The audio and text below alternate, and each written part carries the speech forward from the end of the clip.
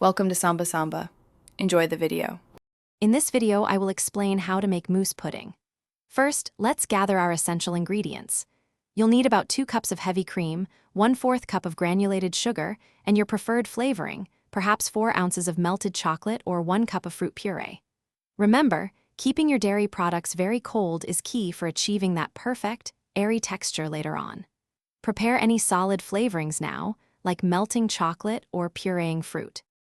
Next, we'll create the base of our mousse, perfectly whipped cream. For the best results, use a bowl and whisk that have been chilled in the freezer for about 15 minutes. Pour in your 2 cups of cold, heavy cream and whip it on medium-high speed. Watch carefully. You want soft, billowy peaks, not stiff ones. Over-whipping can quickly turn your cream grainy, so stop as soon as it reaches the desired consistency. Now for the exciting part, adding the flavor. Whether it's 4 ounces of melted chocolate or 1 cup of fruit puree, the key here is gentleness. Add your flavoring in 2 or 3 small batches to the whipped cream.